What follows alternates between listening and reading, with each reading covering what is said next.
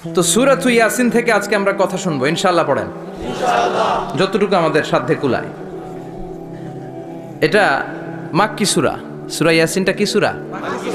বিশ্বনবীর জীবনে দুইটা পর্ব, একটা মাক্কি পর্ব, একটা মাদানী পর্ব। একটা হচ্ছে মাক্কি ইনিংস আর একটা মাদানী ইনিংস। ক্রিকেটে ইনিংস থাকে, ফার্স্ট ইনিংস, সেকেন্ড ইনিংস, বুঝতে সুবিধা না? কমন পড়ছে সবার? তো এটা হচ্ছে বিশ্বনবীর মাক্কি ইনিংসের একটা সূরা। মাক্কি ইনিংসের বৈশিষ্ট্য হচ্ছে বিশ্বনবী তাওহীদের দাওয়াত দিয়েছেন, রিসালাতের দাওয়াত দিয়েছেন, আখিরাতের কথা বলেছেন, একটু নরম নরম কথা বলেছেন। কারণ চারদিকে খালি মাইর, চারদিকে কি কোরআনের কথা বলে মাইর আছে না? মার খেতে হয়, বকা শুনতে হয়, ঝুঁকি নিয়ে কথা বলতে হয়। চিল্লা এখন ঠিক কিনা? বিশ্বনবীরে বলা হলো এগুলো ছেড়ে দেন, এগুলো ছেড়ে দেন। সুন্দরী নারী দেব, টাকার পাহাড় দেব, ক্ষমতার চেয়ারে বসিয়ে দেব, সব দিব। এই হচ্ছে আমাদের 3 দফা। নারী দেব, সম্পদ দিব, ক্ষমতা দিব। বিষ্ণু বললেন আমার খালি 1 দফা। আমার কয় দফা? 1 দফা। লা ওয়াদাউ আশ-শামসা ফি ইয়ামিনি, সূর্য যদি ডান হাতেও দাও, ওয়াল কামারা ফি ইয়াসারি, চন্দ্র যদি বাঁ হাতেও দাও, এই কালেমার দাওয়াত থেকে 1 হাতও আমারে পিছনে নেওয়া যাবে না। চিল্লা এখন ঠিক কিনা? মুমিন কখনো ভয় পায় না, মুমিন কখনো পিছু হটে না, মুমিন স্ট্র্যাটেজি চেঞ্জ করে, মুমিন কৌশলী হয়। এই রাস্তা দিয়ে যাওয়া যায় না, বৈশা বৈশা কেঁদে লাভ নাই, রাস্তা আরেকটা খুঁজতে হবে, আরেকটা রাস্তা বানায় নিতে হবে। এটাই হচ্ছে মুমিনের বৈশিষ্ট্য। আল্লাহ তুমি বোঝার তৌফিক দাও। তো বিশ্বনবীর মাক্কি ইনিংসের খেলার সিস্টেম ছিল ঠ্যাক দিয়ে খেলতেন। ক্রিকেটে কি বলে যে উইকেট বাঁচায় খেলতে হবে, তোমার উইকেট যাতে পড়ে না যায়। তো ঠেকায় ঠেকায় খেলে। তো বিশ্বনবী ঠেকায় ঠেকায় খেলছেন, আর 4 ছক্কা মারছে সব মাদানী ইনিংসে। সুবহানাল্লাহ নাই?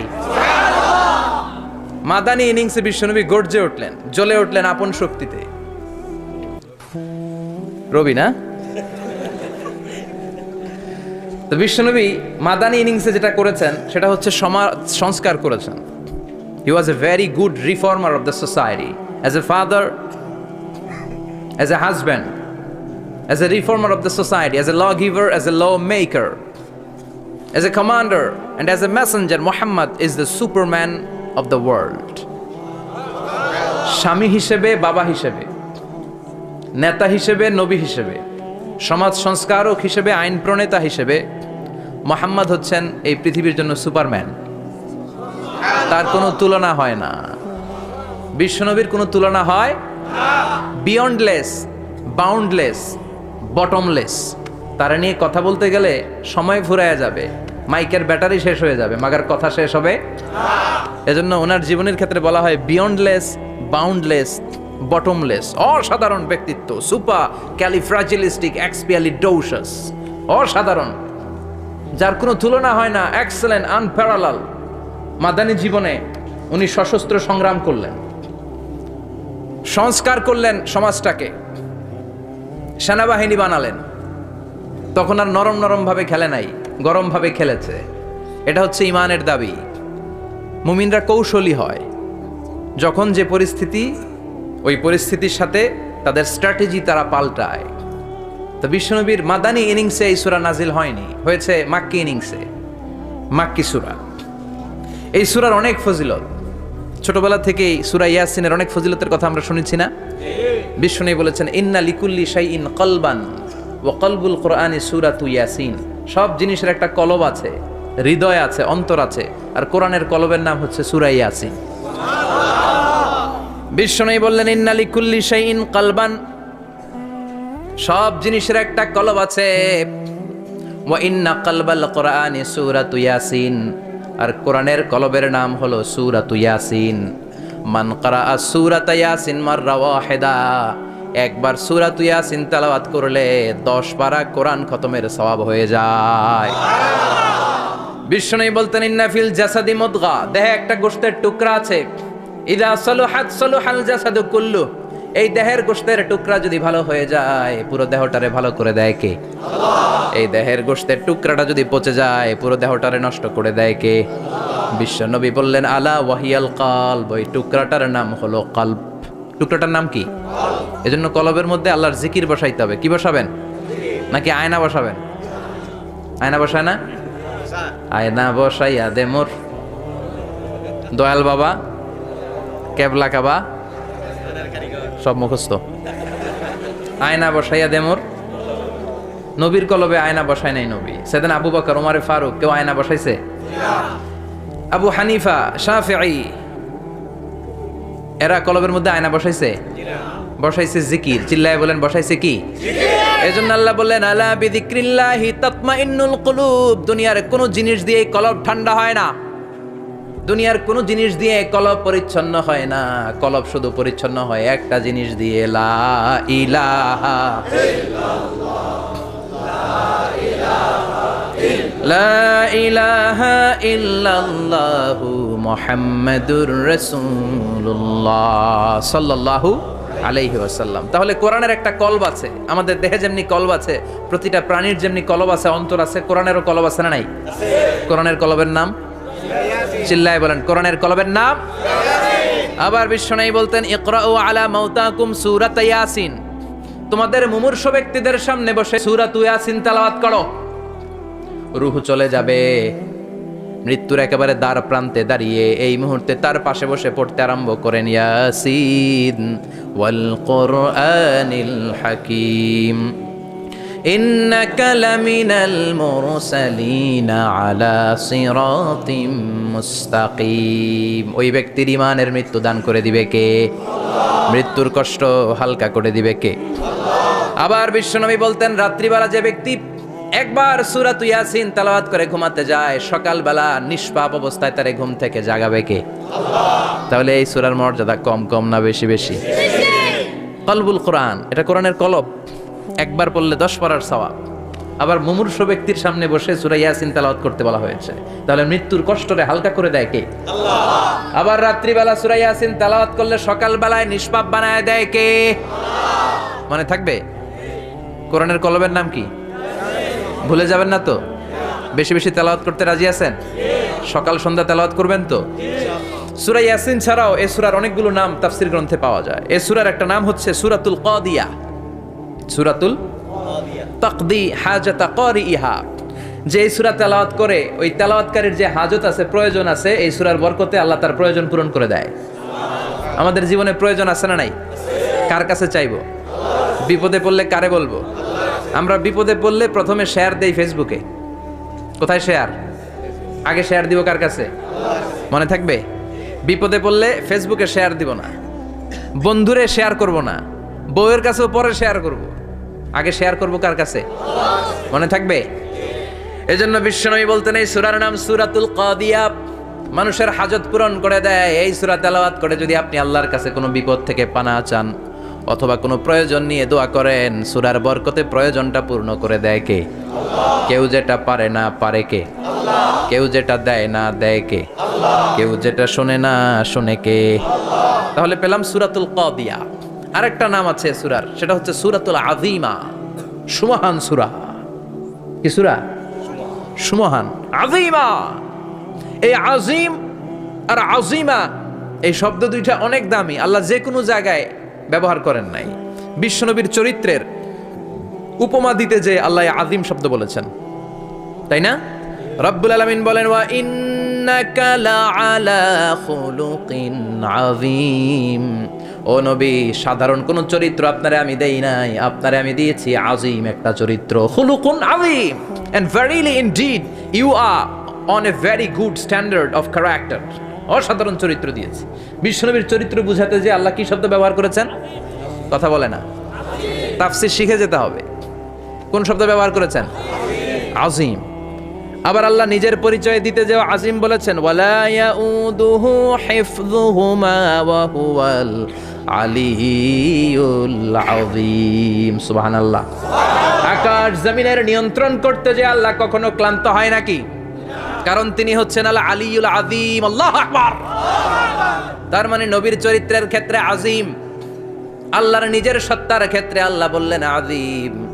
আবার বললেন কিয়ামতের দিন গোটা পৃথিবীটারে আমি নাড়িয়ে দেব, গোটা পৃথিবীতে একটা আমি ভূমিকম্প দিব। এই কথাও কোরআনে আছে না নাই? ইযা জুলজিলাতিল আরদু জিলজালাহা আল কারিয়াতু মাল কারিয়া। পুরো পৃথিবী কাঁপিয়ে দিব। এই কাঁপাকাঁপিটা ওই দিনের ভূমিকম্পটা কি অন্যান্য সময়ের ভূমিকম্পের মতো হবে? এই ভূমিকম্পকে আল্লাহ বলেছেন আযীম। ইন্না জালজালাতা সাআতি লা শাইউন আযীম। সেদিনের ভূমিকম্প সাধারণ কোনো আর্থকোয়েক নয়, সাধারণ ভাইব্রেশন না, এটা আযীম। আবার আল্লাহ কোরআনকেও আযীম বলেছেন, ওয়ালাকাদ আতাইনাকা সাবআম মিনাল মাসানি ওয়াল কুরআনাল আযীম। ও নবী, আমি আপনার নিত্য পাঠনীয় সপ্তবাক্য সূরাতুল ফাতিহা দিয়েছি, সাথে সাথে কোরআনে আযীম দান করেছি। সুবহানাল্লাহ। তার মানে কোরআনের ক্ষেত্রে আযীম, কিয়ামতের ভূমিকম্প এটা আযীম, আল্লাহ নিজেও আযীম, বিশ্বনবীর চরিত্র। আবার এই সূরাটাও যেহেতু দামি, এজন্য এই সূরার নাম সূরাতুল আযীমা, সূরাতুল সুমহান সূরা। এটা যেন তেন সূরা নয়, এটা তো কোরআনের কলব। কলব ছাড়া মানুষ বাঁচে? হার্ট ফাউন্ডেশনে যেয়ে দেখবেন মানুষের কি অবস্থা। হৃদরোগ, হৃদয় যার নষ্ট, তার যে কত কষ্ট। এই যে কি পরানো লাগে এখন, রিং পরায়, এনজিওগ্রাম, এনজিওপ্লাস্টি করে আর্টারি ব্লক করে ফেলে। চর্বি, এত চর্বি আমরা খাই, এত গরুর গোশত আমরা খাই। মনে রাখবেন, যেই প্রাণীর পা বেশি ওইটার ভিতরে কোলেস্টেরল বেশি। মাছের কয় পা? হ্যাঁ, নাই, এখানে নাই, মাছের পাটা নাই, কোলেস্টেরলও নাই। মুরগির কয় পা? জোরে বলতে হবে। তার মানে কিছু কোলেস্টেরল আছে না নাই? গরুর কয় পা? কোলেস্টেরল বেশি না কম? এবার কোন চিংড়ির কয় পা? সবচেয়ে বেশি কোলেস্টেরল কন্টেইন করে শ্রিম্প, প্রন, চিংড়ি। এজন্য এগুলো কম খাইতে হবে। তবে 40-এর আগে যারা আছেন ধুমায়া খান, 40-এর পরে এই যে মাটন, ল্যাম্প, ছাগলের গোশ, খাসির গোশ, চিংড়ি, এগুলো আপনার ডায়েট থেকে বাদ দিয়ে দিতে হবে। বুঝতে পেরেছেন? এজন্য এই সূরাটা যেন তেন সূরা নয়, এটা তো কোরআনের কলিজা, হার্ট, হৃদয়। এজন্য সূরাটা সূরাতুল আযীমা। সুবহানাল্লাহ পড়েন। তার মানে 1 নম্বরে পেলাম সূরাতুল কাদিয়াহ, 2 নম্বরে পেলাম সূরাতুল আযীমা, 3 নম্বরে এই সূরার আরেক নাম হলো সূরাতুল মুইম্মা। সূরাতুল মুইম্মা। মুইম্মার 2 অর্থ। এক অর্থ হচ্ছে এটার বরকতটা আম, সবার জন্য, যেই পড়ে সেই বরকত পায়, এজন্য মুইম্মা। আবার মুইম্মার আরেক অর্থ হচ্ছে যেই সূরা শত্রুকে অন্ধ করে দেয়। কি করে দেয়? এই সূরার প্রথম 9টা আয়াত যদি বিপদে পড়ে, শত্রুর কবলে পড়ে আপনি তেলাওয়াত করেন, শত্রুর চোখটারে অন্ধ করে দিবে কে? বিশ্বনবী মক্কা থেকে যখন মদিনায় যায়, হিজরতের সময় বিশ্বনবী সূরাতুল ইয়াসিনের প্রথম 9টা আয়াত তেলাওয়াত করলেন। তেলাওয়াত করে আল্লাহর নাম নিয়ে ঘর থেকে বের হলেন। আশেপাশে কাফেররা ঘুরে কিন্তু বিশ্বনবীরে দেখে না, সবাই খেলে এরকম এরকম করে, ডানে বায়ে হাতায় বিশ্বনবীর সামনে দিয়ে যায়, কিন্তু কাফেরদের চোখ অন্ধ করে দিয়েছে কে? এজন্য কোরআন তেলাওয়াত করলে কাফেরদের চোখকে অন্ধ বানায় দেয় কে? এজন্য সূরার একটা নাম হচ্ছে সূরাতুল মুইম্মা। কি নাম? অন্ধ করে দেয়। তাফসিরে কুরতুবীর মুসান্নিফ ইমাম আল কুরতুবী, উনাকে জালিম বাদশা বন্দী করেছেন। ওনার তাফসিরে এসেছে উনি শক্তিশালী লোক ছিলেন, জেলখানা ভেঙে বাঁচার জন্য দিছে দৌড়। উনারেও ধরার জন্য জালিম বাদশার সৈনিকেরা ঘোড়া নিয়ে রওনা হয়েছে। উনিও দৌড়ায়, ঘোড়াও পেছন থেকে আসে। ওমিয়া মানুষ কি ঘোড়ার দৌড়ের সাথে পারে? উনি হাঁটতে হাঁটতে হয়রান হয়ে এক বালুর ময়দানে যেয়ে ধপাস করে পড়েছেন। ওরাও ঘোড়া দিয়ে এসে নেমেছে, কিন্তু আজীব তামাশা, উনি বালুতে ধপাস করে পড়েই সূরাতুল ইয়াসিনের প্রথম 9 আয়াত তেলাওয়াত করতে শুরু করেছেন। ওরা নিচে নেমে ডানে বায়ে সামনে পিছনে খালি খুঁজে, কিন্তু দেখে না, সামনেই কিন্তু বসা। ওদের চোখটা অন্ধ করে দিছে কে? বিশ্বাস হয়? ঈমান হয়? এজন্য বিপদে পড়লে সূরাতুল ইয়াসিনের প্রথম 9 আয়াত পড়তে রাজি আছেন? আল্লাহ তুমি তৌফিক দাও। আরো জোরে পড়েন আমিন। এজন্য আল্লাহ চমৎকার ভাবে এই সূরাটা শুরু করে দিলেন। 2টা কাটা অক্ষর দিয়ে আল্লাহ বললেন ইয়াসিন ওয়াল কুরআনিল হাকীম ইন্নাকা লামিনাল মুরসালিন আলা সিরাতিম মুস্তাকিম। পড়েন সুবহানাল্লাহ। ইয়াসিন। সূরাটা শুরু করলেন কি দিয়ে? এটা কি কোনো বাক্য? এটা কি কোনো শব্দ? এটা কি অক্ষর? 2টা। প্রথম অক্ষরের নাম, দ্বিতীয়টা আওয়াজ করে বলেন, প্রথম অক্ষরটার নাম, দ্বিতীয়টা। খুব চমৎকার না? বাক্য দিয়ে এই সূরাটা শুরু করে নাই। যেমন ইযা জুলজিলাতিল আরদু জিলজালাহা, এই সূরার প্রথম আয়াত, এটা একটা বাক্য না? আচ্ছা। ওয়াদ-দুহা ওয়াল-লাইলি ইযা সাজা, বাক্য না? কিন্তু ইয়াসিন, এটা কি কোনো বাক্য? এটা কি কোনো শব্দ? না, এটা কাটা 2টা অক্ষর। সুবহানাল্লাহ পড়েন।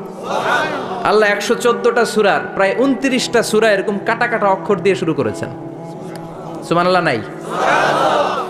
এই 29টা সূরা কখনো আল্লাহ একটা অক্ষর দিয়ে শুরু করেছেন, কখনো 2টা অক্ষর দিয়ে, কখনো 3টা দিয়ে, কখনো 4টা দিয়ে, কখনো 5টা দিয়ে। একটা অক্ষর দিয়ে আল্লাহ কোরআনের সূরা শুরু করেছেন, এরকম একটা সূরা বলেন। নুন ওয়াল কলামি ওয়া মা ইয়াসতুরুন। নুন, নুন দিয়ে সূরা শুরু হয়ে গেছে। তারপরে কফ, এক অক্ষর দিয়ে সূরা শুরু হয়ে গেছে। সুবহানাল্লাহ পড়েন। সুবহানাল্লাহ। এবার বলেন দুই অক্ষর দিয়ে সূরা শুরু হয়েছে এরকম সূরা বলেন। আমিন। এত দূরে যান কেন? এটা আছে না নাই? ইয়াসিন। সুবহানাল্লাহ পড়েন। ইয়াসিন দুই অক্ষর দিয়ে। তারপরে হামিম। এবার তিন অক্ষর দিয়ে আল্লাহ সূরা শুরু করছেন এরকম। আলিফ লাম মিম তাসিন মিম। আল্লাহু আকবার। আবার চারটা অক্ষর দিয়ে সূরা শুরু হয়েছে এরকম আছে না নাই? আবে সব কোন? আলিফ লাম মিম র, আলিফ লাম মিম সদ আছে না নাই? আবার পাঁচটা কাটা অক্ষর দিয়ে সূরা শুরু হয়েছে এরকম সূরা আছে না নাই? সূরা মারিয়ামের শুরুতে কি আছে? কাফ হা ইয়া আইন সদ। সুবহানাল্লাহ পড়েন। এরকম প্রায় 29টা সূরা আল্লাহ কাটা কাটা অক্ষর দিয়ে শুরু করেছেন, কোনো বাক্য দিয়ে নয়, কোনো শব্দ দিয়ে নয়। কি দিয়ে?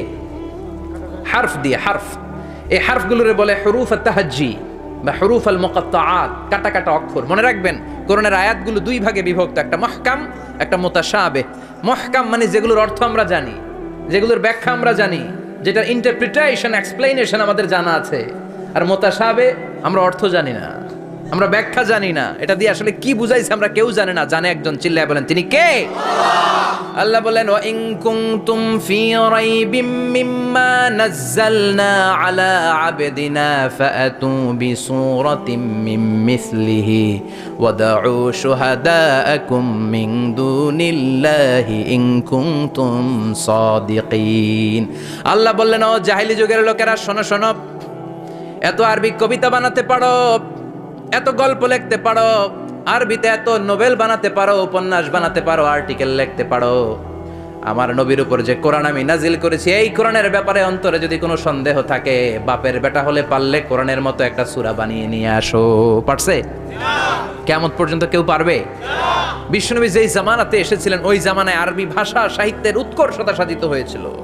আরবি ভাষার এতটা উৎকর্ষ পৃথিবী কখনো দেখে নাই। কবিতা, গদ্য, পদ্য, গল্প, উপন্যাস, রচনা, প্রবন্ধ, আর্টিকেলের সয়লাভ। এই ভাষা সাহিত্যিকদের চোখে আঙ্গুল দিয়ে আল্লাহ বুঝাতে চাইলেন এত অর্থ করতে পারো, এত ব্যাখ্যা জানো, এত বড় বড় বুলিয়া ওড়াও, এত কিছু তুমি জানো, তাহলে বলো ইয়াসিন অর্থ কি? সুবহানাল্লাহ কইবেন না? তাইলে বল নুন অর্থ কি? কফ মানে কি? আলিফ লাম রা মানে কি? ফাবুহিতাল্লাযী কাফার। কেউ জানে না, কেউ উত্তর দিতে পারে না। কোন সুবহানাল্লাহ। এটা কোরআনের মুজিজা, এটার অর্থ কেউ জানে না। আর এগুলোর অর্থ নিয়ে খোঁচাখুচি করাও ঠিক না। তবে মুফাসসিরিনে ইকরাম এগুলোর কিছু অর্থ সম্ভাব্য বলার চেষ্টা করেছেন। যেমন ইয়াসিনের অর্থ ইবনে আব্বাস বলেছেন এর অর্থ হতে পারে ইয়া ইনসান, হে মানুষ। সুবহানাল্লাহ পড়েন।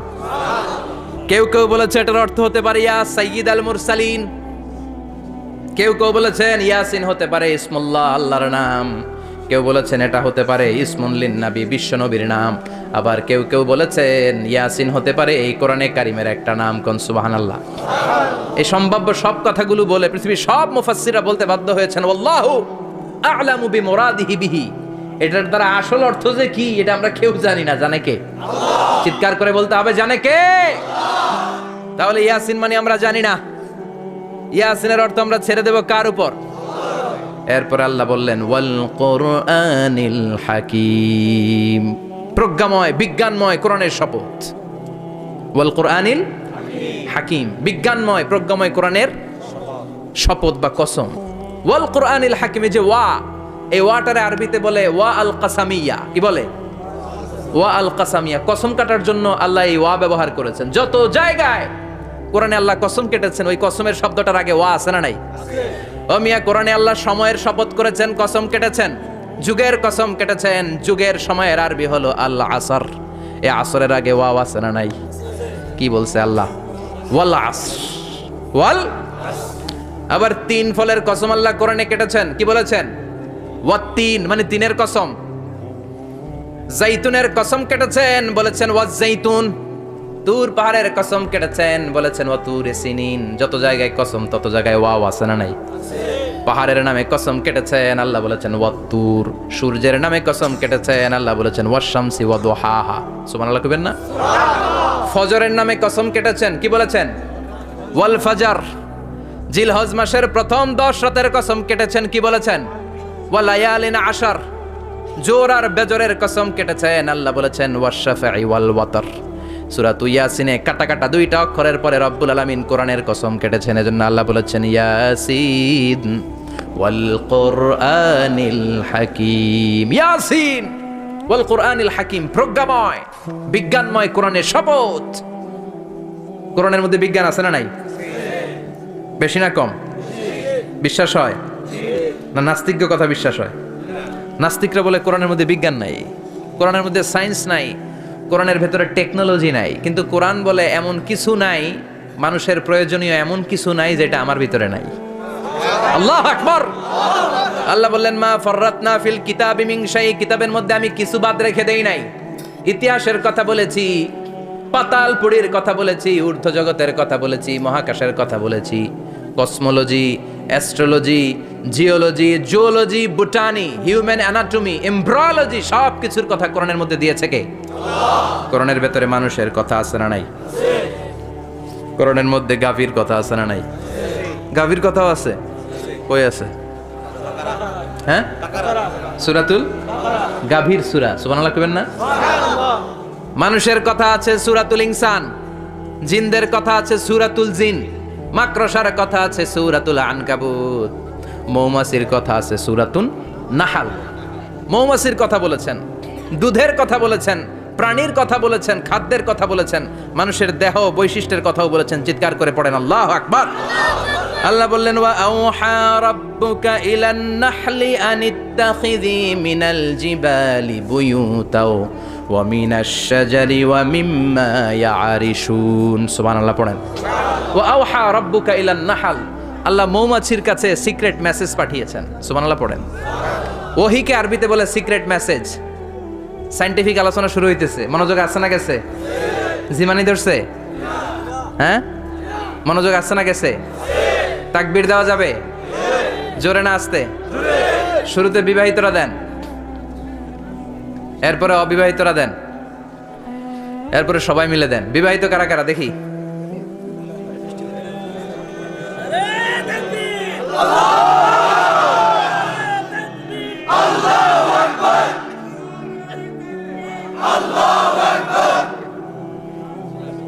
বিবাহিতরা অবিবাহিতরা দিবেন না?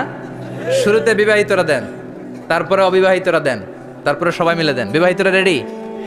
দেখবো কাদের গলায় জোর বেশি। দেখি দেখি, বিবাহিতরা দেন। লিল্লাহি তাকবীর।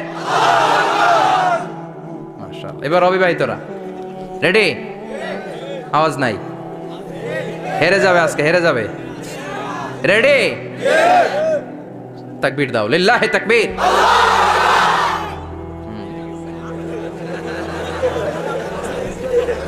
ইয়াংদের পারফরমেন্সই আলাদা, আওয়াজ বেশি। এবার সবাই মিলে তিনটা, লিল্লাহি তাকবীর, লিল্লাহি তাকবীর, লিল্লাহি তাকবীর। আল্লাহ মৌমাছিকে ওহী করেছেন, কি করেছে দেখেন। ওয়াল কুরআনিল হাকিম, আল্লাহ যে বললেন শেষ হবে নাই কথা। ওয়াল কুরআনিল হাকিম, বিজ্ঞানময় কোরআনের শপথ, প্রজ্ঞাময় কোরআনের শপথ। বিশ্বনবী বলেন লা তুহসা আজাইবুহু, কোরআনের আশ্চর্যান্বিতার কোনো শেষ নাই। ওয়ালা তাবলা গারাইবুহু, কোরআন কোনোদিন কারো কাছে পুরাতন মনে হয় না। ফিহি মাসাবিহুল হুদা, কোরআনের মধ্যে আছে হেদায়েতের মশাল।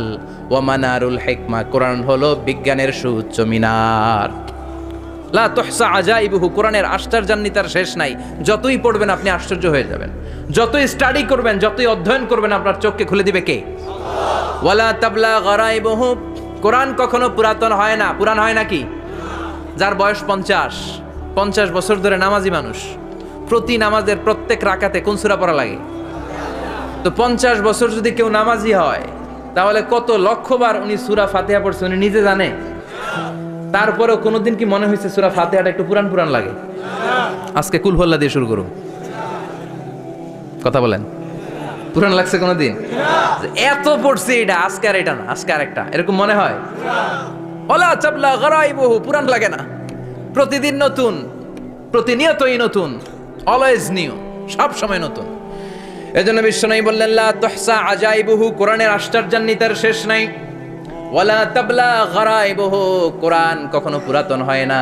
ফিহি মাসাবিহুল হুদা, কোরআনের মধ্যে আছে হেদায়েতের মশাল। ওয়া মানারুল হিকমা, কোরআন হলো বিজ্ঞানের সুউচ্চ মিনার। সুবহানাল্লাহ। আল্লাহ বললেন ওয়া আওহা রাব্বুকা ইলান নাহাল, আমি মৌমাছির কাছে মেসেজ দিলাম, সিক্রেট মেসেজ। আনিত্তাখিযি মিনাল জিবালি বুয়ুতা, তোমরা পাহাড়ের মধ্যে তোমাদের বাড়ি বানাও, মৌচাক বানাও। অমিনা সাজার, গাছের মগ ডালে, বড় বড় ডালে তোমরা বাসা বানাও।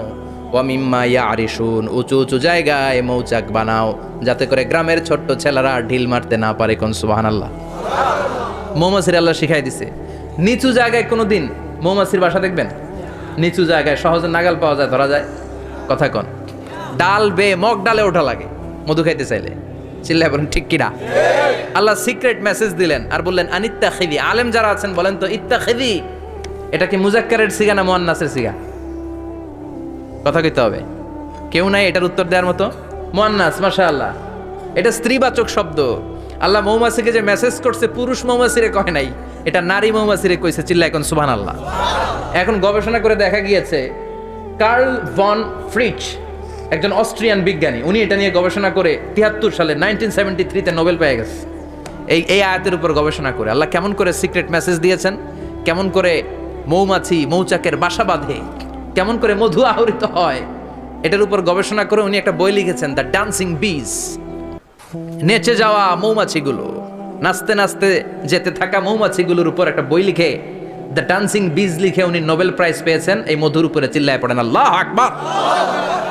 এখন কোরআনের আয়াত থেকে বোঝা গেল আনিত্তাখিযি মিনাল জিবালি বুয়ুতা, আল্লাহ নারী মৌমাছিকে বলেছেন মৌচাক বানাও, তোমাদের মধু রাখার জন্য বাসা বানাও। কার্ল ভন ফ্রিচ গবেষণা করে পেয়েছে মৌচাকের বাসা বানানো হয়, মধু আহরণ করা হয়। যেই মৌমাছিটা নেতৃত্ব দেয় এটা পুরুষ মৌমাছি নয়, এটা হলো মহিলা মৌমাছি। কোন সুবহানাল্লাহ। পুরো মৌচাকের মধ্যে মধু আহরণ, মধু নেওয়া, পুরো প্রসিডিউরটা সারার জন্য কোনো পুরুষ মৌমাছি লিডিং দেয় না, লিডিং দেয় একটা নারী মৌমাছি, স্ত্রী মৌমাছি। এজন্য ইত্তাখিয, ম্যাসকুলিন জেন্ডার ইউজ না করে আল্লাহ বলেছেন ইত্তাখিযি। নারী মৌমাছিকে আল্লাহ অ্যাড্রেস করে বলেছেন যাও মৌচাক বানাও আর এটার মধ্যে মধু আহরণ করো। চিল্লায় পড়েন আল্লাহু আকবার। আল্লাহ বললেন ইত্তাখিযি মিনাল জিবালি বুয়ুতা, পাহাড়ের মধ্যে ঘর বানাও। ওয়ামিনাস সাজার, গাছের বড় ডালের মধ্যে ঘর বানাও। ওয়ামিম্মা ইয়ারিশুন, উঁচু উঁচু জায়গায় ঘর বানাও। উনি গবেষণা পেয়েছেন এই মধুর মধ্যে অসাধারণ কিছু ন্যাচারাল অ্যান্টিসেপটিক আছে। কি আছে? Natural antiseptic. এটার নাম হচ্ছে প্রপিলিস। প্রপিলিস নামে একটা লিকুইড পাওয়া যায় মৌচাকের মধ্যে। এটা কাটা জায়গায় লাগা দিলে স্যাভলন ডেটল কিছু লাগানো লাগবে না। ওই প্রপিলিসের কারণে আপনার কাটা জায়গা এমনি শুকিয়ে যাবে। সুবহানাল্লাহ পড়েন। দ্বিতীয় বিশ্বযুদ্ধে রাশিয়ান যত সৈনিকরা যুদ্ধে আহত হতো, ওরা আলাদা করে অ্যান্টিসেপটিক খাইতো না, ওরা মধু আইনা লাগাই দিত আর সুস্থ হয়ে যেত। সুবহানাল্লাহ পড়েন। নিউজিল্যান্ডের কিছু বিজ্ঞানীরা আবিষ্কার করেছে মৌমাছির হুলের ভিতরে রেমিটিক ফিভারের অ্যান্টিবায়োটিক আছে। অনেকের বাত জ্বর হয়, বাতের ব্যথা থাকে না, থাকে, মুরব্বীদের বেশি হয়। ওই জায়গার মধ্যে যদি আপনি মৌমাছি এনে ঢুকাই দিতে পারেন, মৌমাছির হুল লাগাই দিতে পারেন, ভালো হয়ে যাবে। মৌমাছি যখন হুল ফুটে আরাম লাগে না অনেক? খাইছেন? কামড় খাইছেন? হ্যাঁ, মজা লাগে। তো নিউজিল্যান্ডের এই গবেষকরা এরা আবিষ্কার করেছে যে মৌমাছি যদি হুল ফুটিয়ে দেয়, ওইখানে বাতের ব্যথা থাকলে, বেদনা থাকলে এটা ভালো হয়ে যাবে। আমি নিজে দেখেছি, বিবিসি একটা ডকুমেন্টারি। ইজিপশিয়ান একজন ফিজিশিয়ান, চিকিৎসক, উনি ওনার বাতের ব্যথায় আক্রান্ত যত রুগীরা আছে ওদের গায়ের মধ্যে মৌমাছি এনে এনে নিজে নিজে হুল ফুটায়। রুগী চিৎকার মারে, ও মাগো, ও আল্লাহ গো, কিন্তু একদিন পরে ব্যথা নাই, আর কয় ভালো হয়ে গেছি। সুবহানাল্লাহ কইবেন না? তো এজন্য এই কার্ল ভন ফ্রিচ 1973-তে দ্য ডান্সিং বিজ লেখে গোটা বিশ্বকে তাক লাগিয়ে দিয়েছে। তার গবেষণার প্রতিটি পয়েন্ট কোরআনের আয়াতের সাথে মিলে যায়। চিৎকার করে পড়েন আল্লাহু আকবার। এই যে আমরা মধু খাই, এই মৌচাকের ভেতরে অন এন অ্যাভারেজ অ্যারাউন্ড 60,000 মৌমাছি থাকে। 3 ভাগে, একটা হচ্ছে কুইন বি, একটা মেল বি, আর একটা হচ্ছে ওয়ার্কার বি। একটা থাকে রানী মৌমাছি, এর নেতৃত্বে সবাই চলে। আর একটা থাকে মেল বি, পুরুষ মৌমাছি, বংশ বাড়ানোর জন্য এদের কাজে লাগে। আর সব হচ্ছে ওয়ার্কার বি, সবাই কাজ করে। আল্লাহ বললেন সুম্মা কুলি মিন কুল্লি সামারাত, ফাসলুকি সুবুলা রাব্বিকি যুলুলা। আল্লাহ সিক্রেট মেসেজ দিয়ে বললেন, গাছের উপরে বাসাবাদ, পাহাড়ের উপরে মৌচাকের বাসাবাদ, উঁচু উঁচু জায়গায় তোমরা তোমাদের বাসা বাঁধো। সুম্মা কুলি মিন কুল্লি সামারাত, এরপর এলাকার যত মিষ্টি মিষ্টি ফুল আছে, ফল আছে, ওখান থেকে রস নিয়ে আসো। সুবহানাল্লাহ। পুষ্পরস সংগ্রহ করে মধুগুলো, এটার বলে sweet nectar. They collect the sweet nectar from the flowers. এবং মধুর মধ্যে এত চমৎকার জিনিস থাকার কারণ হচ্ছে মৌমাছিগুলো ওই এলাকার সব ধরনের ফুল, ভালো ভালো সুগন্ধযুক্ত ফুল ফল থেকে রস নিয়ে আসে। তো ওই গাছগুলোর মধ্যে বনাজি গাছ আছে না নাই? ঔষধি গাছ আছে না নাই? এজন্য মধুরে বলা হয় সব রোগের ঔষধ। যত বনাজি ঔষধি গাছের নির্যাস আর পুষ্পরস আছে, সব আল্লাহ মধুর ভিতরে ঢুকায়া মধুকে আল্লাহ ন্যাচারাল ভ্যাকসিন বানিয়ে দিয়েছেন। চিল্লায়ে পড়েন আল্লাহু আকবার। আল্লাহ বললেন, সুম্মা কুলি মিন কুল্লি সামারাত, সব ফল আর ফুল থেকেই নেকটার পুষ্পরস নিয়ে আসো। ফাসলুকি সুবুলা রাব্বিকি যুলুলা, যেমন যেমন গিয়েছিলা পথ চিনায় আবার ফিরে আসো। ইয়াখরুজু মিন বুতুনিহা শারাব, এরপর তাদের পেট থেকে বের হয় শারাব। মুখতালিফুন আলওয়ানু, এক একটা মধুর কালার হয়ে যায় এক এক রকম। কোন সুবহানাল্লাহ। সরষে ফুলের মধু একটু সাদা সাদা হয় না? আমি হচ্ছি মধু খাওয়ার পোক। আমি দেশে বিদেশে যেখানে গিয়েছি ফ্রেশ হানি আমি অনেক খুঁজেছি। ইয়ামানি একটা মধু পাওয়া যায়, ইয়ামানের সাওয়াহিলি এলাকায়, পাহাড়ি এলাকায়, একেবারে কুচকুচে কালো। আবার অনেক মধু আছে কিছুটা খয়েরি এবং হলুদ বর্ণের। কিন্তু সরষে ফুলের যে মধুটা, এটা অনেকটা সাদা। এই পুষ্পরস নিয়ে মৌমাছিগুলো মৌচাকের মধ্যে ঢেলে দেয় না, এগুলো খেয়ে ফেলে। প্রত্যেকটা মৌমাছির পেটের ভেতরে আল্লাহ 2টা করে স্টোমাক দিয়েছে, পাকস্থলী। সুবহানাল্লাহ পড়ে। এটাই Karl von Frisch the dancing bees বইয়ের মধ্যে লিখেছে গবেষণায়, যে 2টা পাকস্থলী। একটা পাকস্থলী দিয়ে মৌমাছি খায়, নিজে খেয়ে বাঁচে, আর একটা পাকস্থলী দিয়ে এই ফ্লাওয়ার নেক্টার পুষ্পরস সংগ্রহ করে ওই পাকস্থলীতে রাখে। ওই পাকস্থলীর ভেতরে আল্লাহ একটা ন্যাচারাল এনজাইম দিয়েছেন। ওই এনজাইমের সাথে ওই পুষ্পরসটা মিক্সড হয়। তারপরে আরেকটা টিউব আছে, ওই টিউব দিয়ে মৌমাছি যে সেই বাসার মধ্যে মৌমাছি যে সেখানে সাপ্লাই করে দিয়ে আসে, মধু ঢুকিয়ে দিয়ে আসে। চিল্লায় পড়েন সুবহানাল্লাহ। তার মানে বিষয়টা এমন না ফুলের রস নিয়ে মৌচাকের দিয়ে আসলো, ফুলের রস সে নেয়, তার স্পেশাল একটা স্টোমাকের মধ্যে ঢুকায়, সেখানে এনজাইম দিয়ে পাচক রস দিয়ে আল্লাহ এটাকে সমৃদ্ধ করে দেয়। তারপর আলাদা একটা নল দিয়ে, টিউব দিয়ে মৌচাকের ভেতরে ঢুকিয়ে দেয়। কোন সুবহানাল্লাহ। কি অসাধারণ পদ্ধতিতে আল্লাহ মধু বানালেন। আর কি সুন্দর মধু হাতের মধ্যে লয়া জিব্বা দিয়া চাটে আর গান গায়, মধু হই হই বিষা বাইলা। আছে না নাই? আল্লাহ শুকরিয়া নাই? মধু খায় আর গান গায়, মধু হই হই বিষা বাইলা, কোন হারনে ভালোবাসার দাম ন দিলা। আছে না নাই? ডাকাইত। এই মধু খেয়ে শুকরিয়া করতে হবে কার? বসো, চিৎকার করে বলেন, শুকরিয়া করতে হবে কার? আল্লাহ বললেন, ইয়াখরুজু মিন বুতুনিহা, এটা মধু সরাসরি চলে আসে না, ওর পেট থেকে বের হয়। মুখতালিফুন আলওয়ানুহু, বিভিন্ন রঙের মধু। আছে না নাই? ব্ল্যাক কালারের মধু হয়, হোয়াইট হানি হয়, অর্গানিক হানি হয়, ক্রিমড হানি হয়। কত ধরনের মধু যে আল্লাহ পৃথিবীতে রেখেছে তার ইয়ত্তা নাই। এরপর আল্লাহ বললেন, ফিহি শিফাউন লিন্নাস, মধুর ভিতরে শিফা দিয়েছে কে? আল্লাহ। এজন্য বিশ্বনবীর খাদ্য তালিকার মধ্যে মধু আছে না নাই? বিশ্বনবী সুগন্ধযুক্তওয়ালা মধু খেতেন, দুর্গন্ধযুক্তওয়ালা কোনো মধু মুখে নিতেন না। সুবহানাল্লাহ। বিশ্বনবীর জামানায় মাগাফির নামে একটা মধু ছিল, দুর্গন্ধযুক্ত। এটা কখনো বিশ্বনবী মুখে নিতে চাইতেন না। সুগন্ধযুক্ত মধু সবসময় বিশ্বনবী খেতেন। বিশ্বনবীর স্ত্রীরা এই সুগন্ধিযুক্ত মধু বোতলের মধ্যে প্রিজার্ভ করে রাখতেন বিশ্বনবীকে দেওয়ার জন্য। বিশ্বনবী প্রাণ ভরে এগুলো পান করতেন। সুবহানাল্লাহ। বিশ্বনবী যে সমস্ত খাদ্যগুলো পছন্দ করতেন হাদিসে এসেছে, বিশ্বনবী রুটি খেতেন, খেজুর খেতেন। খেজুর, খেজুর চিনেন? বালাহ, তামার, দুধ খেতেন, এই মধু খেতেন, জব খেতেন, বার্লি খেতেন, লাউ খেতেন, রুম্মান, ডালিম ফল, আনার ফল। আনার চিনেন? আনার, এই আনার খেতে পছন্দ করতেন বিশ্বনবী। মাশরুম খেতেন, মাশরুম, মাশরুম চিনেন? ব্যাঙের ছাতার মতো। রেস্টুরেন্টে ইদানিং মাশরুমের স্যুপ পাওয়া যায়, এটা খাবেন। যাদের চোখের জ্যোতিতে সমস্যা, দৃষ্টিতে সমস্যা, খাবেন। হাদিসে এসেছে, আল কামআতু মিনাল মান ওয়া মাউহা শিফাউন লিল আইন। মাশরুম হলো মান্না সালোয়ার মতো খাবার। মাশরুমের স্যুপ যারা খাবে, চোখের জ্যোতি যাদের কম, তাদের চোখের জ্যোতি বাড়িয়ে দিবে কে? বুখারীর বর্ণনা, কানা রাসূলুল্লাহ ইউহিব্বুল হালাওয়া ওয়াল আসাল। বিশ্বনবী মিষ্টান্ন খেতে বড্ড পছন্দ করতেন, আবার বিশ্বনবী বেশি বেশি মধু খেতে পছন্দ করতেন। সুবহানাল্লাহ। কোরআনে দুইটা জিনিসের ক্ষেত্রে আল্লাহ শিফা যোগ করেছেন, যে দুইটা জিনিসের সাথে সম্পৃক্ত হলে শিফা। এক হচ্ছে কোরআন পড়লে শিফা, অনুনাজ্জিলু মিনাল কোরআনি মা হুয়া। আবার কোরআনে এই আয়াতের ক্ষেত্রে বলা হয়েছে শিফা ফিহি শিফাউন লিন্নাস। এজন্য সাইয়েদানা ইবনে মাসউদ এই উম্মাকে উদ্দেশ্য করে বলেছেন আলাইকুম বিশিফাইন, তোমাদের উচিত দুইটা জিনিস থেকে শিফা নেয়া। এক হলো কোরআন, দুই হলো আসাল মানে মধু। কোন সুবহানাল্লাহ। কোরআন তেলাওয়াত করলে অসুস্থরে সুস্থ করে দেয় কে? সূরা ফাতিহা তেলাওয়াত করলে অসুস্থকে সুস্থ বানিয়ে দেয় কে? আবার মধু খেলে সুস্থ বানিয়ে দেয় কে? মধু খেয়ে প্রশংসা করবেন কার? নাকি মধু হই হই বিষাবাইলা বলবেন এগুলো কখনো? খাঁটি মধু খেতে হবে। খাঁটি মধু চিনার উপায় হচ্ছে এটাতে পিঁপড়া জমে না, এটা ফ্রিজে রাখলে জমাট বাঁধে না, এটাতে দুর্গন্ধ হয় না। এক গ্লাস পানির মধ্যে এক ড্রপ মধু ছেলে দিলে এটা পানির সাথে না মিশে একেবারে নিচে চলে যায়। খাঁটি মধু খেতে হবে। তাহলে ফিহি শিফাউন লিন্নাস। কত কিছু দিয়ে আল্লাহ এটাকে সমৃদ্ধ করেছেন। এটার মধ্যে গ্লুকোজ আছে, এটার মধ্যে সুক্রোজ আছে, ফ্রুকটোজ আছে, প্রোটিন আছে, মিনারেলস আছে, ক্যালসিয়াম আছে, ভিটামিন আছে। খাইলেই শরীর গরম হয়ে যায়। সুবহানাল্লাহ। এজন্য শীতকালে বেশি বেশি খাবেন, জাম্পার লাগবে না। শীতকালে মধু খেয়ে রাত্রেবেলায় বের হবেন, আর মাফলার পেঁচিয়ে বেরোয়া লাগবে না। সুবহানাল্লাহ পড়েন। তার মানে আল্লাহ বললেন ইয়াসিন ওয়াল কোরআনিল হাকিম, প্রজ্ঞাময় বিজ্ঞানময় কোরআনের কসম। কোরআনের ভেতরে বিজ্ঞান আছে না নাই? বিজ্ঞানের কথা এই তো শুরু করলাম, আজকে সারা রাত বিজ্ঞানের কথা বলবো। থাকবেন কতক্ষণ? হ্যাঁ, স্লোগান দেন লিল্লাহি তাকবীর।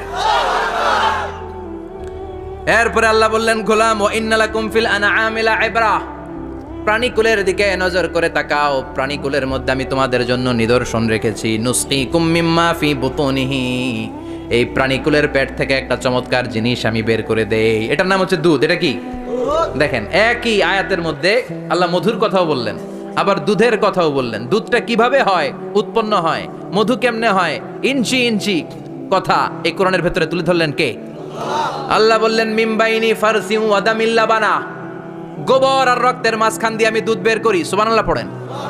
আমরা যাই এই গাভীর ওলান টানা শুরু করি সকালবেলা বিসমিল্লাহ বলে, কিন্তু কেমনে যেটা আসে ওইদিকে নজর নাই। ডাকাত বিসমিল্লাহ বলে শুরু করে না, দুধ খাই আলহামদুলিল্লাহ পড়ে না, আছে না নাই? আল্লাহ বলেন মেকানিজমটা শোনো কেমনে আমি খাওয়াই। আল্লাহ বললেন মিমবাইনি ফারসিউ আদামিল লাবানা, গোবর আর রক্তের মাঝখান দিয়ে আমি দুধ বের করে দেই। সুবহানাল্লাহ। গরু যে ঘাস খায়, এই ঘাস থেকে রক্ত হয় আর গরুর গোবর হয়। পেটের একদিকে থাকে গোবর, আরেক দিকে থাকে রক্ত। রক্ত দুর্গন্ধ, গোবরও দুর্গন্ধ। রক্ত না পাক, গোবরও না পাক, এই দুই না পাক আর দুর্গন্ধের মাঝখান দিয়ে সুগন্ধযুক্ত দুধ বের করে দেয় কে? আল্লাহ বললেন মিমবাইনি ফারসিউ আদামিল লাবানা, গরু যে খাবারগুলো খায় ওই খাবারের এক পাশ দিয়ে গোবর হয়ে যায় আর এক পাশ দিয়ে রক্ত হয়ে যায়, মাঝখান দিয়ে দুধ বের করে দেয় কে? What a amazing mechanism of discharging milk from animal's body. What a amazing mechanism. একদিক দিয়ে গোবর দুর্গন্ধ, আরেক দিক দিয়ে ঘাস খাওয়ার কারণে রক্ত হয়, মাঝখান দিয়ে দুধ বের হয়ে যায়। সুবহানাল্লাহ। আবার বাছুর ছাড়া দুধ পাওয়া যায় না। গাভী আছে কার কার? হাত তোলেন তো। বাছুর ছাড়া দুধ পাওয়া যায়? শুধু গাভী, বাছুর নাই, দুধ আসবে?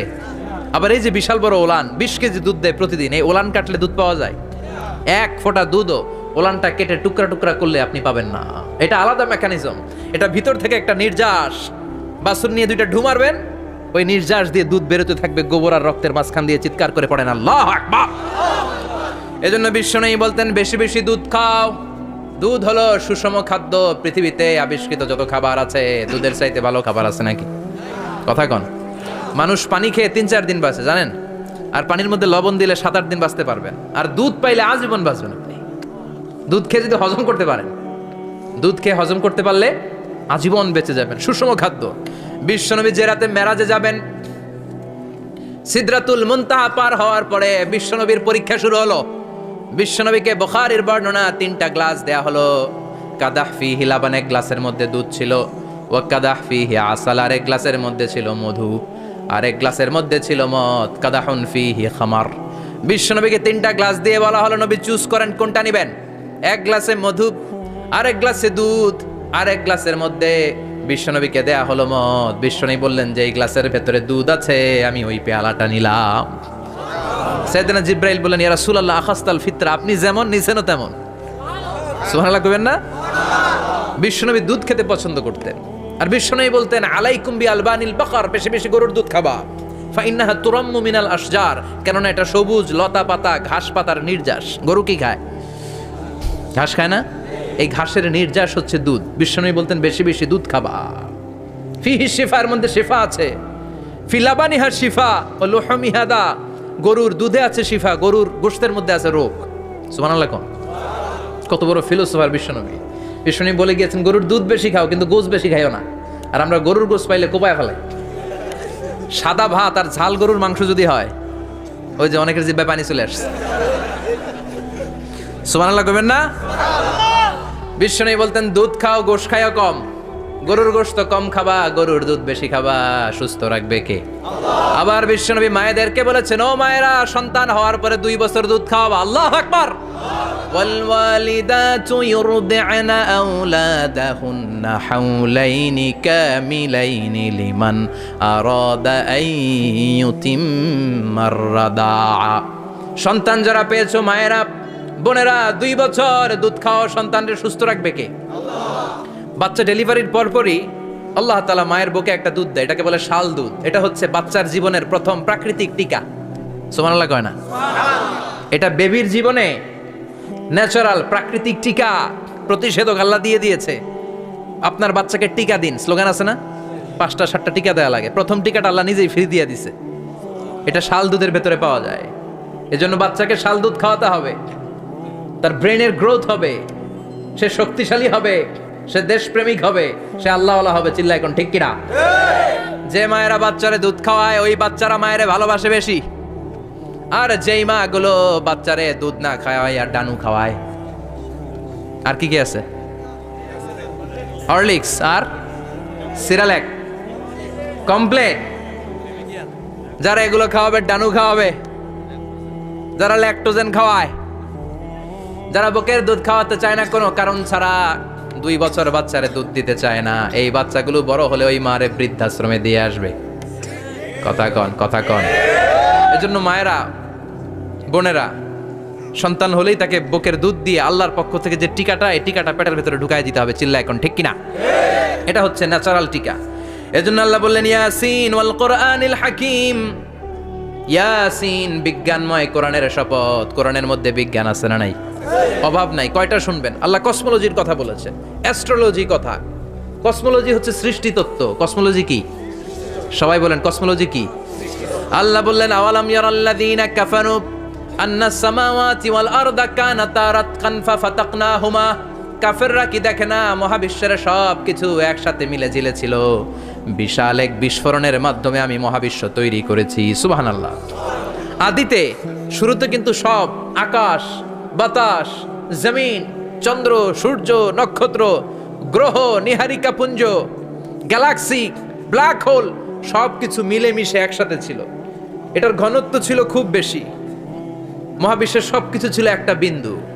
এটাকে বিজ্ঞানীরা নাম দিয়েছে দ্য সিঙ্গুলারিটি, মহা একত্ব। এরপর একটা প্রচন্ড বিস্ফোরণের মধ্য দিয়ে মহাবিশ্ব সৃষ্টি হয়েছে। এটার ওরা নাম দিয়েছে বিগ ব্যাং থিওরি। কি নাম?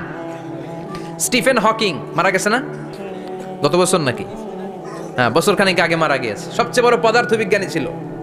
সে একটা বই লিখেছে, from the brief history of time, a brief history of time from big bang two black hole. সেখানে সে প্রমাণ করেছে কোরআনের এই আয়াত, কানাতা রাতকান, মহাবিশ্বের সবকিছু একটা বিন্দু ছিল। চাঁদ, সূর্য, গ্রহ, তারা সবকিছু ছিল। কথা বলেন, সবাই বলেন। একটা মাত্র বিন্দু ছিল। আল্লাহ বলেন, don't the disbeliever observe that the heavens and earth were joined together, then I separated with a gigantic sound, explosion. সব একসাথে ছিল, চাঁদ, তারা, আকাশ, নদী, নালা সব একসাথে। তারপর একটা বিকট বিস্ফোরণের মধ্য দিয়ে পৃথিবী হয়েছে, চাঁদ হয়েছে, চন্দ্র হয়েছে, সূর্য হয়েছে, মহাবিশ্বের সবকিছু এই মহাবিস্ফোরণের মধ্য দিয়ে হয়েছে। চিৎকার করে পড়েন আল্লাহু আকবার। এই যে ছোট্ট পৃথিবীতে আমরা বসে আছি, এই পৃথিবীর চেয়ে সূর্য 13 লক্ষ গুণ বড়। চিল্লায় পড়েন আল্লাহু আকবার। এটা কি বাড়ির কাছের কথা? 13 লক্ষ গুণ বড়, কল্পনা করা যায়? তার মানে কি সূর্যই সবচেয়ে বড়? না, সূর্যের চেয়ে অনেক বড় বড় তারা আছে। ব্যাটেল জিউস নামে একটা তারা আছে মহাকাশে, যেটা যে সূর্য পৃথিবীর চেয়ে 13 লক্ষ গুণ বড়। এই ব্যাটেল জিউস তারা সূর্যের চেয়ে 33 কোটি গুণ বড়। এই ব্যাটেল জিউস তারাটাই কি সবচেয়ে বড়? না, এর চেয়েও কত বড় তারা যা আছে কোনো হিসাব নাই। এরকম বিশাল বিশাল তারা ঘুরতে ঘুরতে মাওয়াকিউন নুজুম, ব্ল্যাক হোল নামে একটা রেঞ্জ আছে। এই রেঞ্জের মধ্যে যদি ঢুকে যায়, ছোট্ট বাচ্চার মুখে চকলেট দিলে বাচ্চা যেমনি চকলেট চুষে খেয়ে ফেলে, এই বিশাল বিশাল তারাগুলো ব্ল্যাক হোলের মধ্যে ঢুকলে এক মুহূর্তের মধ্যে নিঃশেষ হয়ে যায়। চিল্লায় পড়েন আল্লাহু আকবার। এজন্য আল্লাহ বললেন ফালা উকসিমু বিমাওয়াকিউন নুজুম, এই তারকা নিঃশেষ হওয়ার যে জায়গাটা, এই জায়গার কসম আমি কোরআনের মধ্যে খেলাম। এই ব্ল্যাক হোলের রেঞ্জের ভেতরে তারা আসলে মুহূর্তের মধ্যে নিঃশেষ বানিয়ে দেয় কে? একটা তারার চেয়ে আরেকটা তারা বড়। এরকম হাজার কোটি তারা মিলে আমাদের গ্যালাক্সি। এই গ্যালাক্সির নাম হচ্ছে মিল্কি ওয়ে। কি নাম? আমাদের গ্যালাক্সির নাম কি? সবাই বলেন তো। Milky way. কি নাম? এরকম একটা গ্যালাক্সি না, লক্ষ কোটি গ্যালাক্সি আছে। আমাদের গ্যালাক্সির পরে সবচেয়ে কাছের গ্যালাক্সির নাম অ্যান্ড্রোমেডা। কি নাম? এই অ্যান্ড্রোমেডা গ্যালাক্সি আমাদের গ্যালাক্সি থেকে 2.5 মিলিয়ন লাইট ইয়ার দূরে, মানে 25 লক্ষ লাইট ইয়ার। সুবহানাল্লাহ কইবেন না? আলোর গতি হচ্ছে পৃথিবীতে সবচাইতে বেশি বর্তমান সময় পর্যন্ত, জানেন? সেকেন্ডে কত মাইল? 1,86,000 মাইল। এক সেকেন্ডে আলো ছুটে 1,86,000 মাইল বেগে। এত বেগের কোনো প্লেন বা রকেট নিয়ে যদি আপনি আমাদের গ্যালাক্সি থেকে মিল্কি ওয়ে থেকে অ্যান্ড্রোমেডাতে যেতে চান, তাহলে আপনার 25 লক্ষ বছর লেগে যাবে। সুবহানাল্লাহ বাড়িতে যায় বলেন। এরপর আল্লাহ বললেন ওয়াস সামাআ বানাইনাহা বিআইদিন ওয়া ইন্না লামুসিউন, আকাশ আমি বানালাম, গ্যালাক্সি আমি বানালাম, বানানোর পর থেকে সবগুলোর আমি প্রশস্ত করতে শুরু করে দিলাম। সব ছিল ক্ষুদ্র, একটা বিন্দুর মধ্যে আমি বিস্ফোরণ করলাম একটা আওয়াজ দিয়ে। আওয়াজটা ছিল কুন। আওয়াজটা ছিল কি? জোরে কোন, আবার কোন। কুন ফায়া ইন্নামা আমরুহু ইযা আরাদা শাইআন আন ইয়াকুলা লাহু কুন ফায়াকুন। আল্লাহ যখন কিছু করতে চান শুধু বলেন কুন, শুধু বলেন বি। কুন মানে বি, ইট ওয়াজ, এটা হয়ে যায়। হাও বলতে দেরি। এই মহাবিস্ফোরণের নেপথ্যে যে শব্দটা ছিল সেটা ছিল কুন। সেটা ছিল কি? আল্লাহ কুন বলতে দেরি, মুহূর্তের মধ্যে বিগ ব্যাং, বিশাল এক্সপ্লোশন, তারপর থেকে মহাবিশ্ব ছড়াচ্ছে। আল্লাহ বলছেন এই কোরআনের ভেতরে বলে দিয়েছেন ওয়া ইন্না লামুসিউন, আমি এই মহাবিশ্বকে, এই গোটা ইউনিভার্সকে আমি প্রতিনিয়ত সম্প্রসারিত করছি। প্রতিনিয়ত এটা বড় হচ্ছে, সম্প্রসারিত হচ্ছে। চিল্লায় বলেন আল্লাহু আকবার। আজ থেকে মাত্র 20 বছর আগে এটা তারা আবিষ্কার করেছে। এটা কোন সাল? 2020 বছর পেছনে গেলে কত? 1998, তাই না? এই 1998 সালে তারা আবিষ্কার করেছে সুপারনোভা কসমোলজি প্রজেক্ট। এই সুপারনোভা কসমোলজি প্রজেক্টে তারা এই সিদ্ধান্তে এসেছে যে মহাবিশ্ব কোন নামক এক বিস্ফোরণের পর থেকে যে সম্প্রসারিত হচ্ছে, আজ পর্যন্ত এটা শুধু বাড়ছে আর বাড়ছে, অ্যাক্সেলারেটিং হচ্ছে, এক্সপান্ডিং হচ্ছে, এটা কমছে না। কিয়ামত পর্যন্ত এটা বাড়তেই থাকবে। চিৎকার করে পড়েন আল্লাহু আকবার। এজন্য আল্লাহ বললেন ইয়াসিন ওয়াল কোরআনিল হাকিম, বিজ্ঞানময় প্রজ্ঞাময় কোরআনের শপথ। এই কোরআনের ভেতরে আমি কসমোলজির কথা বলেছি, অ্যাস্ট্রোলজির কথা বলেছি, জিওলজির কথা বলেছি, ফিজিক্সের কথাও বলেছি। সুবহানাল্লাহ। ফিজিক্স মানে কি? পদার্থ। পদার্থের সবচেয়ে বড় উপাদান হচ্ছে লোহা। লোহার কথা কিন্তু কোরআনে নাই। আছে? কই আছে? হ্যাঁ, সূরাতুল হাদিদ, লোহার নামে একটা সূরা দিয়েছে আল্লাহ কোরআনে। সুবহানাল্লাহ পড়বেন না? সূরার নাম সূরাতুল হাদিদ। সূরার নাম কি? চিল্লায় বলেন সূরার নাম সূরাতুল হাদিদ। হাদিদ মানে লোহা। আল্লাহ বললেন ওয়া আনজালনাল হাদিদা ফীহি বা'সুন শাদীদ।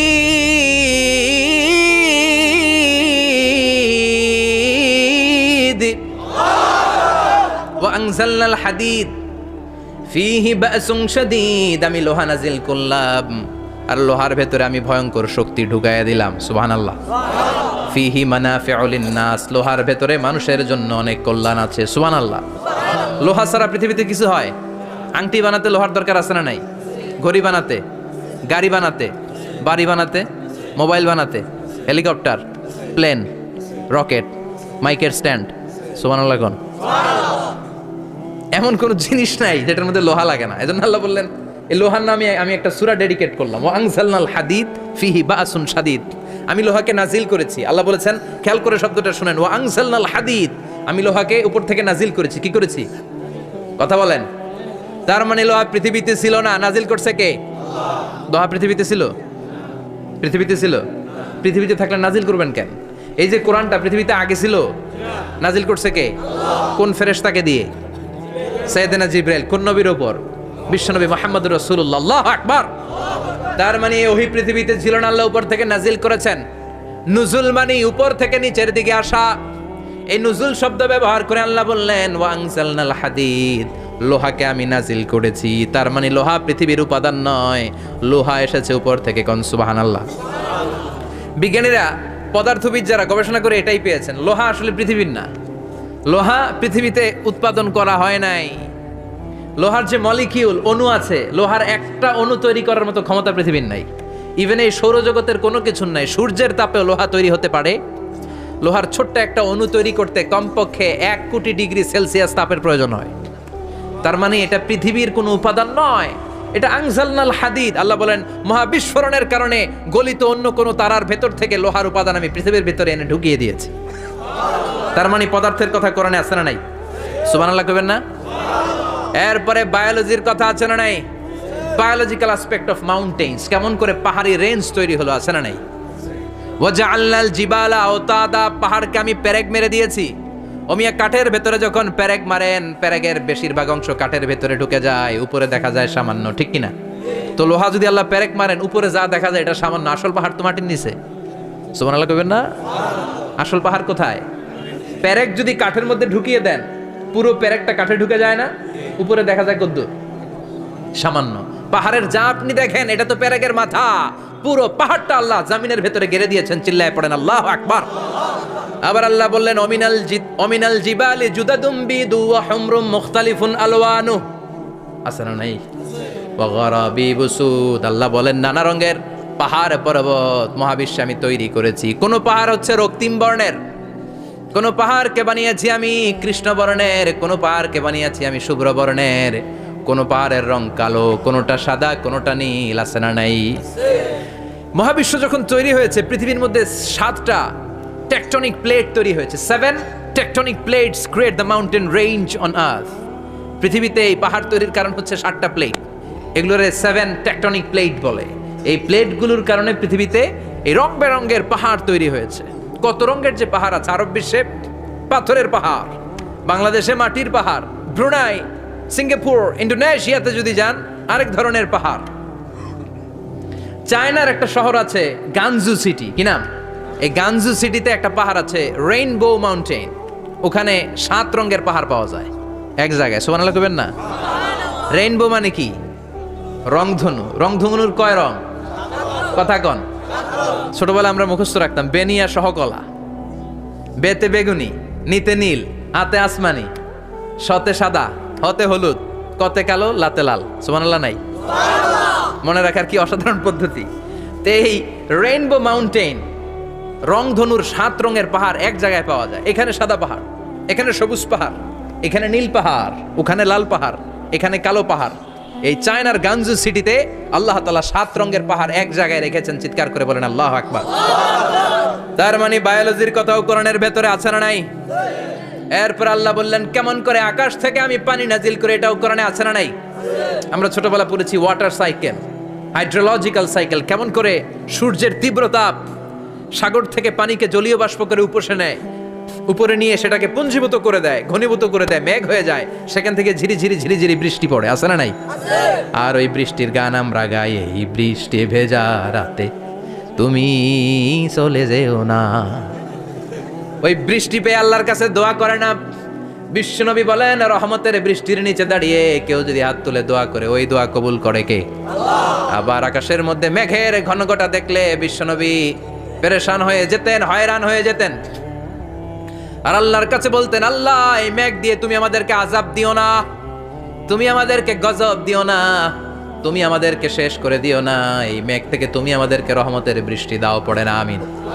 বৃষ্টি দেখলে বিশ্বনবী বলতেন আল্লাহুম্মা সাইয়িবান নাফিআ, ইয়া গাউসু আগিসনা গাউসান মুগীসান মারিআন মারিআন নাফিআন গায়রা দার আজিলান গায়রা আজিল। হে আল্লাহ এই বৃষ্টি থেকে তুমি ঠান্ডা রহমতের পানি দাও। কি দাও?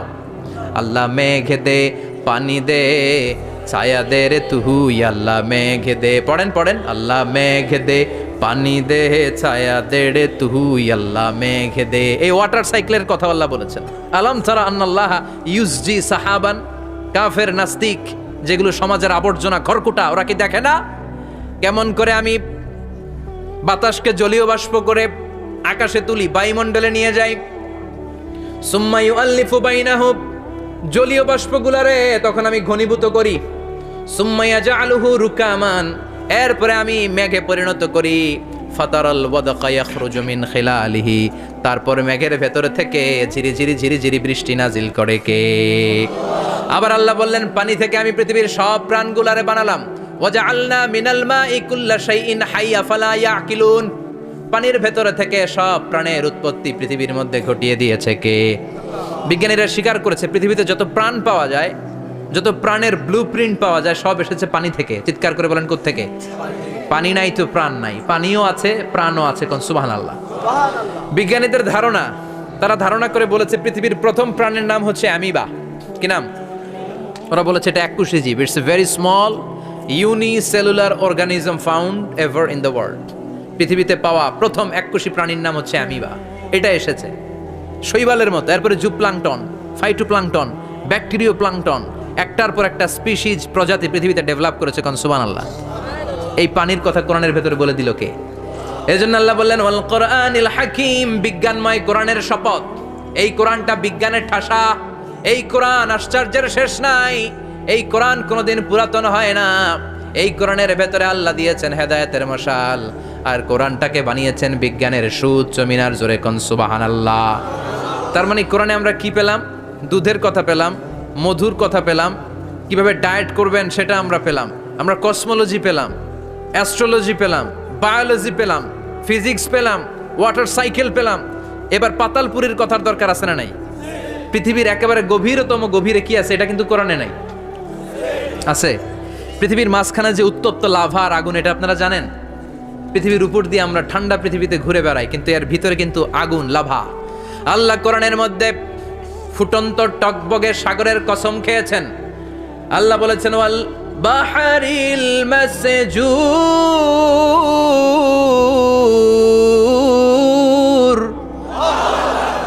আমি কোরআনের ভেতরে ফুটন্ত টকবগে সাগরের পানির কসম খেলাম। পড়েন সুবহানাল্লাহ। সাগরের পানির ফুটন্ত টকবগে সাগরের পানির কসম। সাগরের পানি আবার ফুটন্ত হয় কি করে? পানি কি হয় ঠান্ডা? পানি কি? কথা বলেন। আল্লাহ পৃথিবীর ভেতরকার কথা চিন্তা করে বলেছেন ওয়াল বাহরিল মাসজুর। ইউনাইটেড স্টেটস অফ আমেরিকার নেভাল একাডেমির সায়েন্টিস্টরা এই আয়াতের উপর রিসার্চ করেছে যে সাগরের ভেতরে আবার এই ঠান্ডা পানির ভেতরে আবার উত্তপ্ত আগুনের লাভা আসলো কোত্থেকে। রিসার্চ করার জন্য তারা সাগরের ভেতরে পাইপ ঢুকিয়েছে। পাইপ ঢুকাতে ঢুকাতে অনেকগুলো লেয়ার তারা পার করেছে। রূপান্তর শিলার স্তর, পাললিক শিলার স্তর, আগ্নেয়গিরির শিলার স্তর, মার্বেল পাথরের অনেকগুলো শিলার স্তর পেরিয়ে যাওয়ার পরে তারা পাইপ ঢুকানোর পরে দেখতে পেয়েছে পাইপগুলো গলে যায়। পাইপগুলো কি হয়? তার মানে ভিতরে কি আছে? গত কয়েক মাস আগে জাপানে কিছু জিওলজিস্ট, ভূতত্ত্ববিদ, তারা গবেষণা করে পৃথিবীর এক মাথা থেকে আরেক মাথায় যেতে চাচ্ছে, মানে প্রতিবাদ স্থান। বাংলাদেশের এখান থেকে ছিদ্র করলে আপনি দক্ষিণ আমেরিকার চিলির সান্টিয়াগোতে যেয়ে উঠবেন। কথা বুঝতে পেরেছেন? তার মানে বাংলাদেশের প্রতিবাদ স্থান হচ্ছে দক্ষিণ সাউথ আমেরিকার চিলির সান্টিয়াগো। আবার ইন্ডিয়া থেকে ছিদ্র করতে করতে পৃথিবীর আরেক মাথা দিয়ে উঠবেন। সুবহানাল্লাহ বলেন। এটা তারা শুরু করেছে, কিন্তু এখনো সফল হয় নাই। ইউএস এর নেভাল একাডেমির সায়েন্টিস্টরা পাইপ ঢুকাতে ঢুকাতে দেখে একটা পর্যায় শেষে পাইপ আর ঢুকানো যায় না। পাইপগুলো পৃথিবীর ভেতরে যেতে যেতে গলে গলে পানি হয়ে যায়। সুবহানাল্লাহ কইবেন না? এই রিসার্চ প্রজেক্টের যিনি চিফ, উনি বললেন bring the water proof pipe from America. America থেকে ওয়াটার প্রুফ পাইপ নিয়ে আস। আমার এমন পাইপ লাগবে গবেষণা করার জন্য যে পাইপ আগুনে জ্বলে না। ওয়াটার প্রুফের মধ্যে আগুন লাগালে আগুন ধরবে? বুলেট প্রুফে বুলেট মারলে বুলেট ঢুকবে? মাননীয় প্রধানমন্ত্রী শেখ হাসিনা যে গাড়িতে করে চড়ে, এটা বুলেট প্রুফ কার? গুলি মারলে ঢুকবে? আবার গুলি মারতে যায় না, 14 গোষ্ঠী উদ্ধার করে ছাড়বে আপনার, খবরদার। তো আমেরিকা থেকে ফায়ার প্রুফের পাইপ নিয়ে আসা হলো। নেভাল একাডেমির চিফ সায়েন্টিস্ট পাইপ ঢুকাতে আরম্ভ করলেন। ঢুকাতে ঢুকাতে পৃথিবীতে কিন্তু অনেকগুলো স্তর আছে। এই যে বালু মাটি, সব কিন্তু বালু মাটি নয়। আপনি খুঁড়তে খুঁড়তে পেয়ে যাবেন পাললিক শিলা, এরপরে রূপান্তরিত শিলা, এরপরে মার্বেল পাথরের শিলা, এরপরে শুরু হবে গরম আগ্নেয়গিরির শিলা। ওই শিলার ভেতরে এমন আগুন আল্লাহ রেখেছে, ওই নেভাল একাডেমির সায়েন্টিস্টরা ফায়ার প্রুফের পাইপ ঢুকাতে ঢুকাতে একটা লেভেল যাওয়ার পরে দেখা যায় ফায়ার প্রুফের পাইপও গলে গলে মুহূর্তে পানি হয়ে যায়। তার মানে ভেতরে এমন আগুন